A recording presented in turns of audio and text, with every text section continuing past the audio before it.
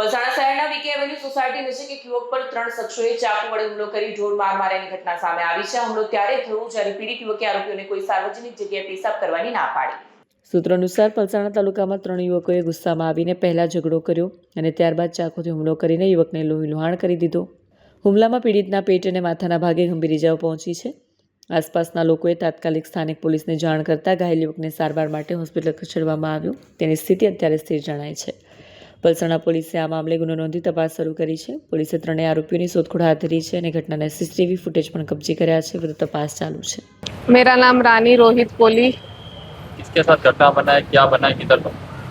रोहित ताराचंद कोली के साथ ये घटना बनी है. ये मेरे पति है. ये नाइट डीजे में गए थे, कड़ोदरा साइड गए थे.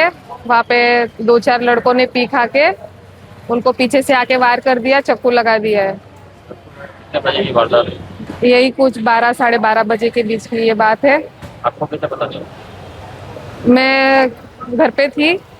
ये उनके साथ जो उनके दोस्त लोग गए थे, उन्होंने मेरे जेठ को फ़ोन किया कि आपके भाई को चाकू लग गया है ऐसे करके. आपके दोस्त लोग और इनके साथ जो दोस्त है उनको भी कुछ मारा क्या सर? हाँ, 1-2 दोस्त को उनको सिर पे लगा है, उनको टाके मार के घर पे भेज दिया गया है. इसके पास क्या मांग किया? हमारी यही मांग है कि उन लोग को कड़क कार्यवाही करे, हमारा जो हॉस्पिटल का खर्चा है वो दे और मारपीट पुलिस के वो ऊपर छोड़ दिया गया है. आपके हस्बैंड को कितने चाकू मारा? मेरे हस्बैंड को एक चाकू किडनी के साइड पे लगा गया है. अभी हालत कैसी है? अभी उनकी हालत थोड़ी ठीक है, लेकिन मेरे पति का बहुत बड़ा ऑपरेशन हुआ है. उनको कड़क कार्यवाही करनी चाहिए जिन्होंने मेरे पति को मारा है वो.